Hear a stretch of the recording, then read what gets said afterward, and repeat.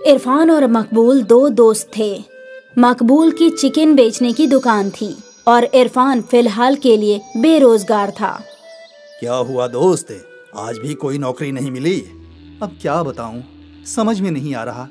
इतनी तालीम का क्या फायदा जब एक नौकरी भी नहीं मिल रही। अब समझ में नहीं आ रहा कि क्या करूं। अब तो मुझ पे रुखसाना की भी जिम्मेदारी है। तुझे इतनी जल्दी निकाह नहीं करना चाहिए था मेरे दोस्त, लेकिन अब जब तूने निकाह कर ही लिया है तो काम बढ़ाना और ढूंढना ही होगा। तुम तो जानते ही हो कि कैसे हालात में मेरा निकाह हुआ है। अगर निकाह नहीं करता तो रुखसाना के अब्बा उसका निकाह कहीं और कर देते, लेकिन अब निकाह के बाद इतनी सारी जिम्मेदारियां आ गई हैं, समझ में नहीं आ रहा कि क्या करूं। अरे इरफान, तू शौरमा बनाना जानता है ना? हाँ, तो शौरमा की दुकान क्यों नहीं खोलता? दुकान खोलने के लिए भी तो पैसों की जरूरत होगी ना, वो कहां से लाऊंगा? मैं हूं ना, मैं तुझे कर्ज दे दूंगा। तेरा धंधा चल पड़ेगा तो लौटा देना। हाँ, वो भी है। इरफान खुश होकर अपने घर गया और रुखसाना को ये सारी बातें बता दी। अल्लाह का शुक्र है, आपको कोई रास्ता तो मिला। अब जल्दी ही मेरी शौरमा की दुकान लगेगी। उम्मीद है अच्छी कमाई होगी और हमारे हालात भी बेहतर हो जाएंगे। होंगे ही, मैं दुआ करूंगी। मकबूल से पैसे कर्ज में लेकर इरफान ने शोरमे की मशीन खरीद ली। वो मकबूल से ही चिकन लेने लगा और उसकी शौरमे की दुकान शुरू हो गई। अरे भाईजान, एक शौरमा देना। हाँ हाँ, अभी लो। धीरे धीरे इरफान के शौरमे की दुकान पे कस्टमर्स की भीड़ लगने लगी। जायका तो बेहतरीन है भाई। होगा ही, सारे मसाले मैं घर पे ही बनाता हूँ। वाह, बढ़िया, मजा आ गया भाई खाकर। इरफान खुश था कि उसके शौरमे लोगों को पसंद आ रहे थे। उसके ग्राहक बड़े मजे से शौरमा खाने आते थे। एक दिन घर पे बैठकर वो हफ्ते की कमाई गिन रहा था। 4000 रुपए का मुनाफा हुआ है। इसमें से 2000 रुपए हमारे घर के खर्च के लिए और सामान के लिए रखता हूँ और 2000 रुपए मकबूल भाई का कर्ज लौटा देता हूँ। हाँ, यही बेहतर होगा। ऐसे ही चलता रहा तो जल्दी ही मकबूल भाई का सारा कर्ज चुकता हो जाएगा। बिल्कुल। उस दिन इरफान ने मकबूल को कर्ज की पहली किश्त लौटा दी। लगता है तेरा धंधा बहुत अच्छे से चल पड़ा है इरफान। हाँ भाई, दुआ करो ऐसे ही चलता रहे। हाँ हाँ, बिल्कुल चलेगा, तू ऐसे ही मेहनत कर। हाँ भाई, करूँगा। इरफान रोज शाम को अपने शौरमे की दुकान लगाता और उसके आते ही ग्राहकों की कतार लग जाया करती थी। एक शौरमा देना। मुझे भी 2 गार्लिक शौरमा पार्सल। मुझे भी एक शौरमा। जी, अभी देता हूँ। दुकान खोलने से बंद होने तक इरफान के हाथ चलते ही रहते थे। कस्टमर्स आते ही रहते थे।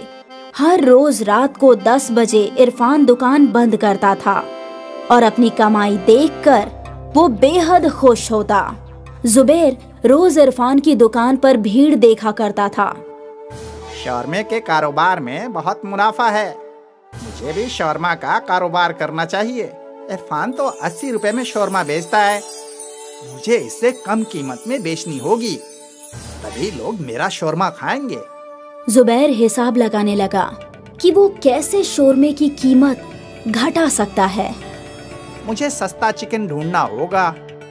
और सस्ते चिकन की तलाश में जुबैर कई चिकन की दुकानों पर गया। सभी जगह उसे वही रेट मिल रहा था। आखिर वो अकरम की दुकान में गया। अकरम बेईमान किस्म का शख्स था।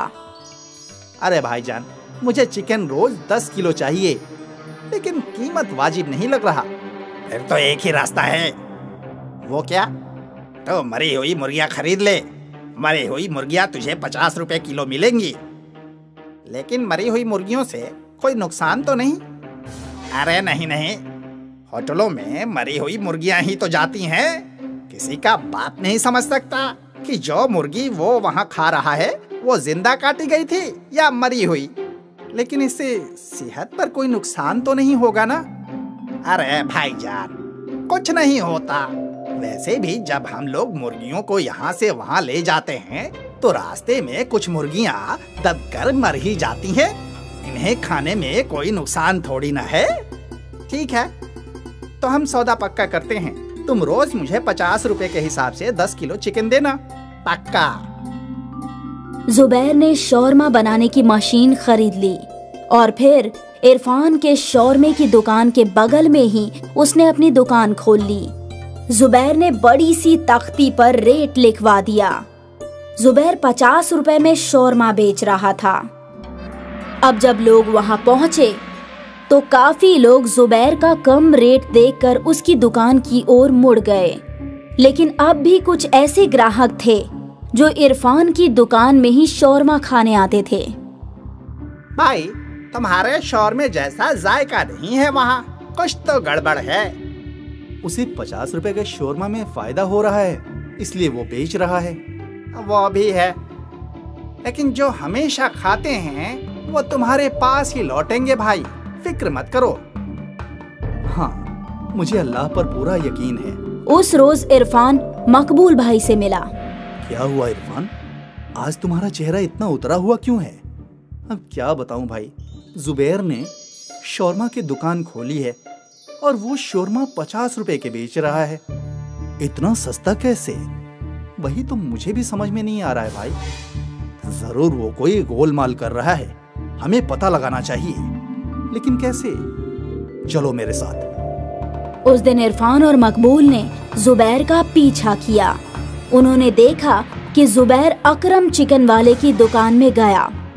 अब समझा। क्या ये अकरम एक नंबर का बेईमान है? ये जरूर जुबैर को मरी हुई मुर्गियों का गोश्त सस्ते में बेच रहा है, लेकिन ये तो वाजिब नहीं है। लोगों की तबीयत खराब हो सकती है। अब हमें क्या करना चाहिए? दोनों सोचने लगे कि वो जुबैर और अकरम को कैसे रोक सकते हैं। तभी मकबूल को याद आया कि उनके इलाके में एक फूड इंस्पेक्शन का दफ्तर है, जहां फूड की शिकायतें की जाती है। हमें फूड इंस्पेक्शन ऑफिस में जाकर कंप्लेन करनी चाहिए। ठीक है। इरफान और मकबूल फूड ऑफिसर के पास गए और वहां उन्होंने बड़े ऑफिसर को जुबैर की बेईमानी की कंप्लेंट की। हमें उस शौरमे की जांच करनी होगी।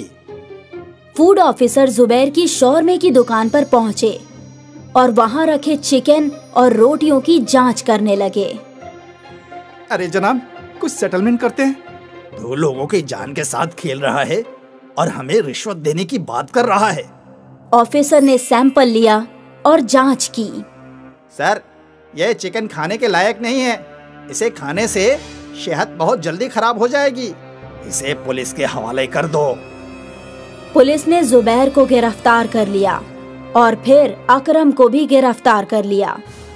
सभी को जुबैर की बेईमानी के बारे में इल्म हो गया और एक बार फिर ईमानदार इरफान की दुकान पर कस्टमर्स लौट आए। इरफान की मुश्किल हल हो गई और लालची शौरमे वाले जुबैर को उसके किए की सजा मिल गई। हमेशा याद रखिए, हर वो चीज जो सस्ती हो वो अच्छी नहीं होती। संगम नगर नाम का एक गांव था जो अपने खाने पीने की चीजों के लिए मशहूर था। दूर दूर से लोग संगम नगर में खाना खाने के लिए आते थे। संगम नगर के बाजार में हर दुकान खाने की ही थी। कहीं ढाबा, कहीं इडली स्टॉल, कहीं चाइनीज, कहीं बिरयानी सेंटर। सब लोग अपने अपने होटल चलाने में मस्त थे। अरे स्वामी, कैसा चल रहा है सब? बिल्कुल बढ़िया। दुकान खोलते ही खरीदारों की भीड़ लग जाती है। अरे बढ़िया है, मेरा ढाबा भी मस्त चल रहा है। दोपहर के खाने और रात के खाने दोनों टाइम पर मस्त भीड़ होती है। मेरा चाइनीज कॉर्नर तो बस रात में ही चलता है भाई। वो तो है, लेकिन तुम्हारे कॉर्नर पे सबसे ज्यादा भीड़ लगी रहती है। हाँ, रहेगी ना। चाइनीज खाना हिंदुस्तानियों को बहुत भाता है। यार, मैं नहीं मानता। साउथ इंडियन खाना हिंदुस्तान में सबसे ज्यादा पसंदीदा है। मुझे तो लगता है पंजाब के आलू के पराठे सबसे पसंदीदा हैं। शायद ही कोई ऐसा हो जिसने आलू के पराठे नहीं खाए हों। चाइनीज तो हर कोई खाता है। हमारा इडली भी हर कोई खाता है। तो कैसे पता चलेगा कि सबसे पसंदीदा खाना कौन सा है? हम लोगों को किसी बहुत समझदार इंसान से पूछना चाहिए। गांव के बूढ़े चाचा जी, वो तो जिंदगी भर खुद बावर्ची रहे हैं, उन्हें जरूर मालूम होगा। चलो उनसे ही पूछते हैं। हाँ चलो उनसे ही पूछते हैं। तीनों होटल मालिक चाचा जी के पास गए। क्या बात है, आज तुम तीनों एक साथ यहाँ पर कैसे आना हुआ? चाचा तुम हमें बताओ कि हिंदुस्तान का सबसे पसंदीदा खाना कौन सा है, चाइनीज, साउथ इंडियन या पंजाबी? अब ये तो बहुत ही पेचीदा सवाल है। हिंदुस्तान के अलग अलग हिस्सों में अलग अलग खाने पसंद किए जाते हैं। ये बताना मुश्किल है कि इन सब में सबसे पसंदीदा खाना कौन सा है। तो क्या हम कभी मालूम नहीं कर पाएंगे? एक रास्ता है, मुकाबला। और चाचा जी कैसा मुकाबला, जरा हमें बताइए तो।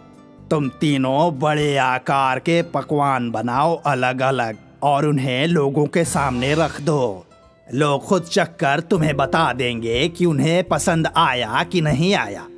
चाचा जी वो हमें कैसे बताएंगे? वो क्या कहते हो तुम लोग, लाइक से। उन्हें जिस किसी का भी खाना अच्छा लगेगा वो उस खाने के आगे लाइक का एक निशान लगा देंगे। अरे अरे वाह, ये तो बहुत ही अच्छी तरकीब है। इससे कितने सारे लोगों को हमारे खानों का स्वाद भी मिल जाएगा।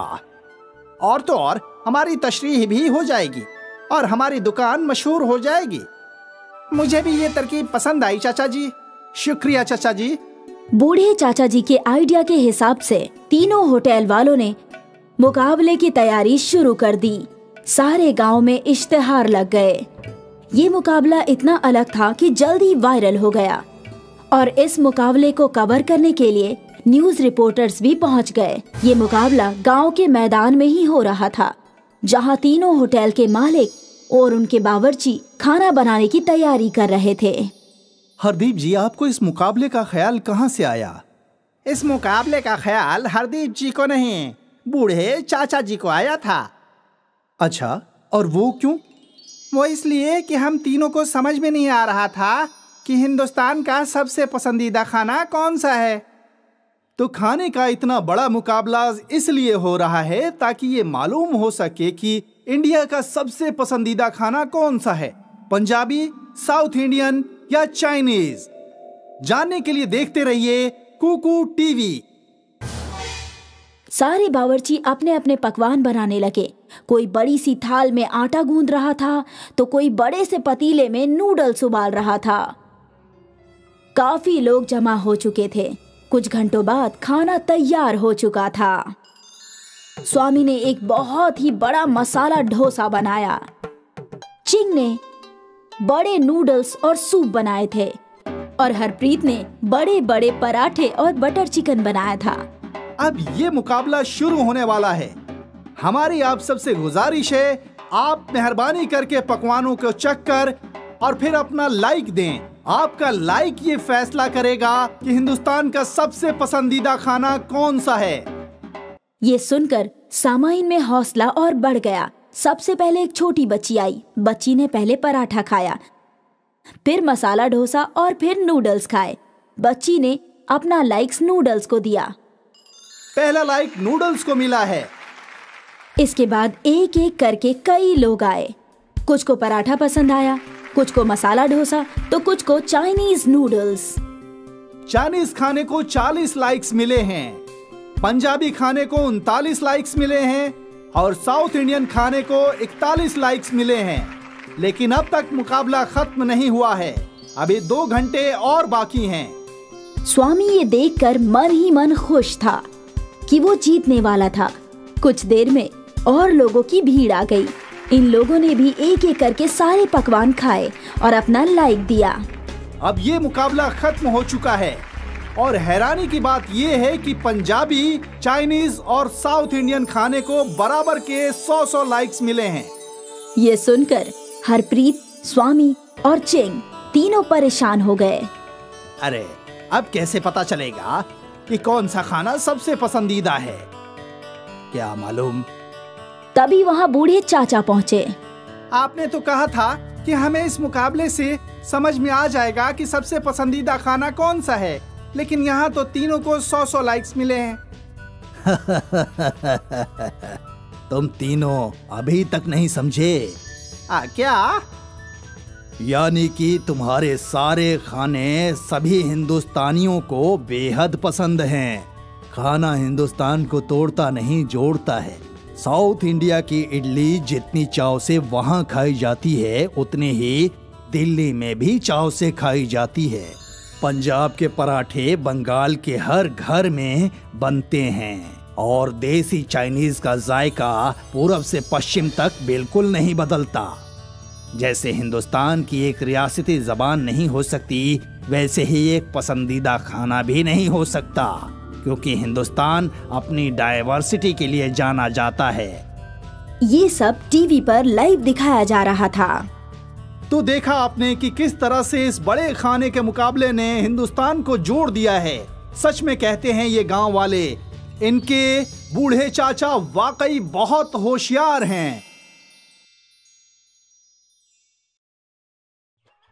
संगम नगर नाम का एक गांव था जो अपने खाने पीने की चीजों के लिए मशहूर था।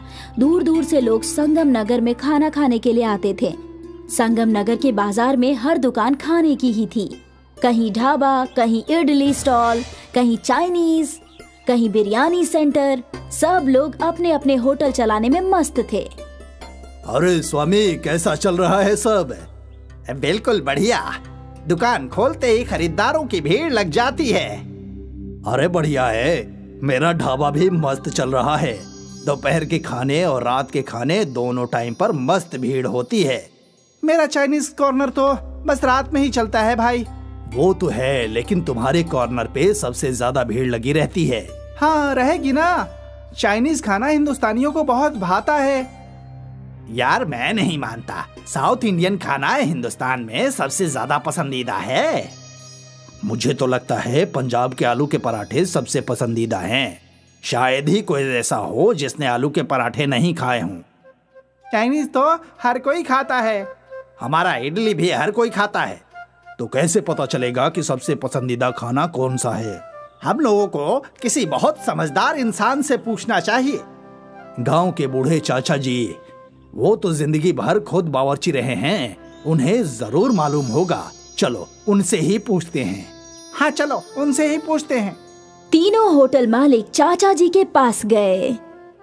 क्या बात है, आज तुम तीनों एक साथ यहाँ पर कैसे आना हुआ? चाचा, तुम हमें बताओ कि हिंदुस्तान का सबसे पसंदीदा खाना कौन सा है? चाइनीज, साउथ इंडियन या पंजाबी? अब ये तो बहुत ही पेचीदा सवाल है। हिंदुस्तान के अलग अलग हिस्सों में अलग अलग खाने पसंद किए जाते हैं। ये बताना मुश्किल है कि इन सब में सबसे पसंदीदा खाना कौन सा है। तो क्या हम कभी मालूम नहीं कर पाएंगे? एक रास्ता है, मुकाबला। और चाचा जी, कैसा मुकाबला? जरा हमें बताइए तो। तुम तीनों बड़े आकार के पकवान बनाओ अलग अलग और उन्हें लोगों के सामने रख दो। लोग खुद चखकर तुम्हें बता देंगे कि उन्हें पसंद आया कि नहीं आया। चाचा जी, वो हमें कैसे बताएंगे? वो क्या कहते हो तुम लोग, लाइक से। उन्हें जिस किसी का भी खाना अच्छा लगेगा वो उस खाने के आगे लाइक का एक निशान लगा देंगे। अरे अरे वाह, ये तो बहुत ही अच्छी तरकीब है। इससे कितने सारे लोगों को हमारे खानों का स्वाद भी मिल जाएगा। और तो और हमारी तशरीह भी हो जाएगी और हमारी दुकान मशहूर हो जाएगी। मुझे भी ये तरकीब पसंद आई चाचा जी। शुक्रिया चाचा जी। बूढ़े चाचा जी के आइडिया के हिसाब से तीनों होटल वालों ने मुकाबले की तैयारी शुरू कर दी। सारे गांव में इश्तिहार लग गए। ये मुकाबला इतना अलग था कि जल्दी वायरल हो गया और इस मुकाबले को कवर करने के लिए न्यूज रिपोर्टर्स भी पहुंच गए। ये मुकाबला गांव के मैदान में ही हो रहा था, जहां तीनों होटल के मालिक और उनके बावर्ची खाना बनाने की तैयारी कर रहे थे। हरदीप जी, आपको इस मुकाबले का ख्याल कहाँ से आया? इस मुकाबले का ख्याल हरदीप जी को नहीं, बूढ़े चाचा जी को आया था। अच्छा, और वो क्यों? वो इसलिए कि हम तीनों को समझ में नहीं आ रहा था कि हिंदुस्तान का सबसे पसंदीदा खाना कौन सा है। तो खाने का इतना बड़ा मुकाबला इसलिए हो रहा है ताकि ये मालूम हो सके कि इंडिया का सबसे पसंदीदा खाना कौन सा है? पंजाबी, साउथ इंडियन या चाइनीज? जानने के लिए देखते रहिए कुकू टीवी। सारे बावर्ची अपने अपने पकवान बनाने लगे। कोई बड़ी सी थाल में आटा गूंद रहा था तो कोई बड़े से पतीले में नूडल्स उबाल रहा था। काफी लोग जमा हो चुके थे। कुछ घंटों बाद खाना तैयार हो चुका था। स्वामी ने एक बहुत ही बड़ा मसाला डोसा बनाया। चिंग ने बड़े नूडल्स और सूप बनाए थे और हरप्रीत ने बड़े बड़े पराठे और बटर चिकन बनाया था। अब ये मुकाबला शुरू होने वाला है। हमारी आप सबसे गुजारिश है, आप मेहरबानी करके पकवानों को चख कर और फिर अपना लाइक दें। आपका लाइक ये फैसला करेगा कि हिंदुस्तान का सबसे पसंदीदा खाना कौन सा है। ये सुनकर सामाइन में हौसला और बढ़ गया। सबसे पहले एक छोटी बच्ची आई। बच्ची ने पहले पराठा खाया, फिर मसाला डोसा और फिर नूडल्स खाए। बच्ची ने अपना लाइक्स नूडल्स को दिया। पहला लाइक नूडल्स को मिला है। इसके बाद एक एक करके कई लोग आए। कुछ को पराठा पसंद आया, कुछ को मसाला डोसा तो कुछ को चाइनीज नूडल्स। चाइनीज खाने को 40 लाइक्स मिले हैं, पंजाबी खाने को 39 लाइक्स मिले हैं और साउथ इंडियन खाने को 41 लाइक्स मिले हैं। लेकिन अब तक मुकाबला खत्म नहीं हुआ है। अभी 2 घंटे और बाकी हैं। स्वामी ये देखकर मन ही मन खुश था कि वो जीतने वाला था। कुछ देर में और लोगों की भीड़ आ गई। इन लोगों ने भी एक एक करके सारे पकवान खाए और अपना लाइक दिया। अब ये मुकाबला खत्म हो चुका है और हैरानी की बात ये है कि पंजाबी, चाइनीज और साउथ इंडियन खाने को बराबर के 100 लाइक्स मिले हैं। ये सुनकर हरप्रीत, स्वामी और चिंग तीनों परेशान हो गए। अरे अब कैसे पता चलेगा कि कौन सा खाना सबसे पसंदीदा है? क्या मालूम। तभी वहाँ बूढ़े चाचा पहुँचे। आपने तो कहा था कि हमें इस मुकाबले से समझ में आ जाएगा कि सबसे पसंदीदा खाना कौन सा है, लेकिन यहाँ तो तीनों को 100 लाइक्स मिले हैं। तुम तीनों अभी तक नहीं समझे। क्या? यानी कि तुम्हारे सारे खाने सभी हिंदुस्तानियों को बेहद पसंद हैं। खाना हिंदुस्तान को तोड़ता नहीं, जोड़ता है। साउथ इंडिया की इडली जितनी चाव से वहाँ खाई जाती है, उतनी ही दिल्ली में भी चाव से खाई जाती है। पंजाब के पराठे बंगाल के हर घर में बनते हैं और देसी चाइनीज का जायका पूरब से पश्चिम तक बिल्कुल नहीं बदलता। जैसे हिंदुस्तान की एक रियासती जबान नहीं हो सकती, वैसे ही एक पसंदीदा खाना भी नहीं हो सकता, क्योंकि हिंदुस्तान अपनी डाइवर्सिटी के लिए जाना जाता है। ये सब टीवी पर लाइव दिखाया जा रहा था।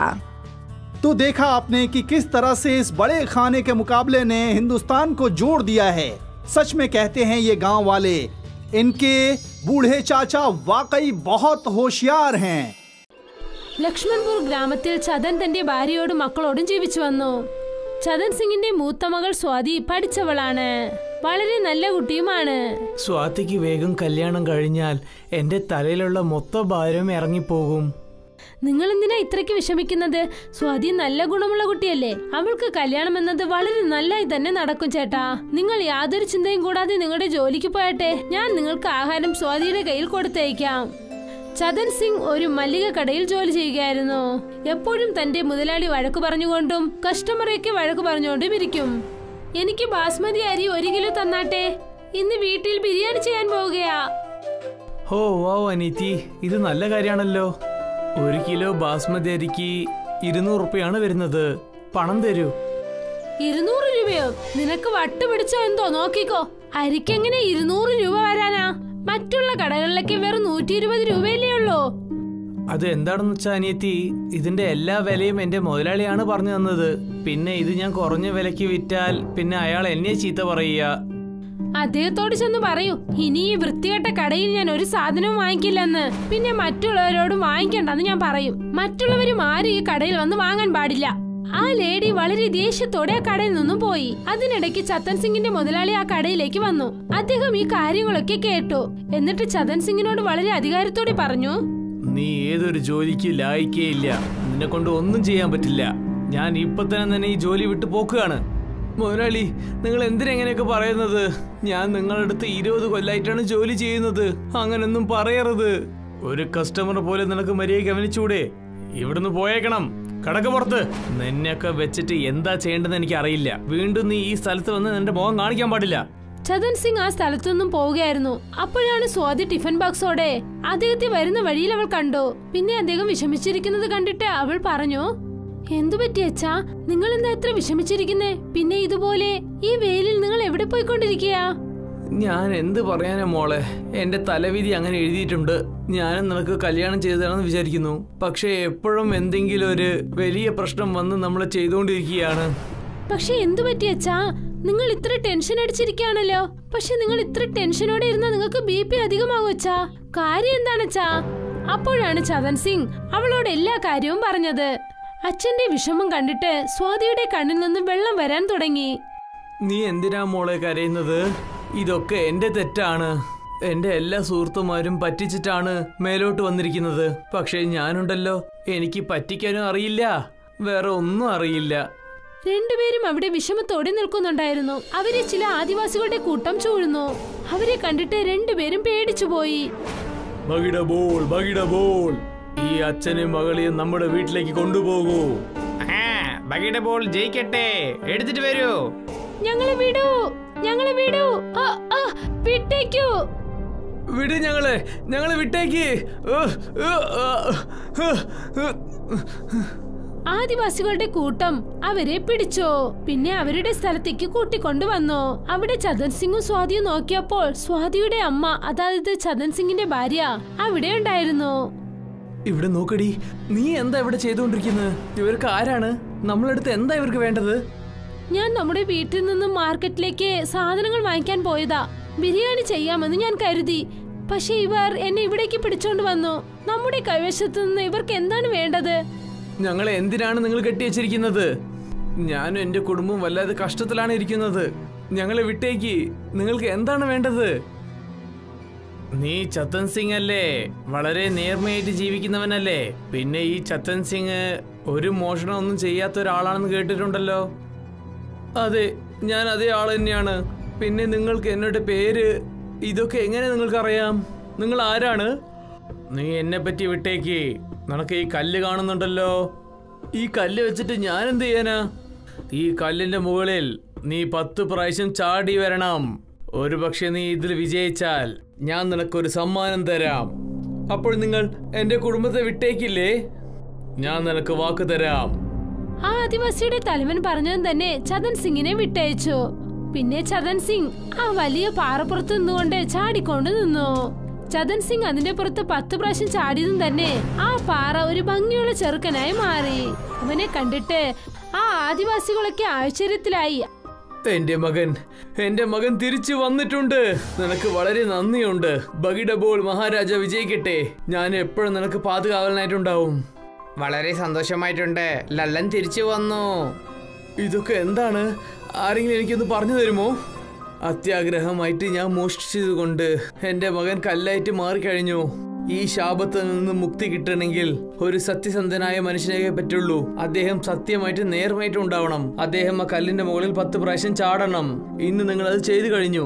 പോയ 2 വർഷമായിട്ട് ഞാൻ എത്ര പേര് കുറെ ആൾക്കാർ കൊണ്ടുവന്നു. നിങ്ങളുടെ ജോലി കഴിഞ്ഞല്ലോ. ഇനി ഞങ്ങൾ ഇവിടെ നിന്ന് പോയിക്കോട്ടെ.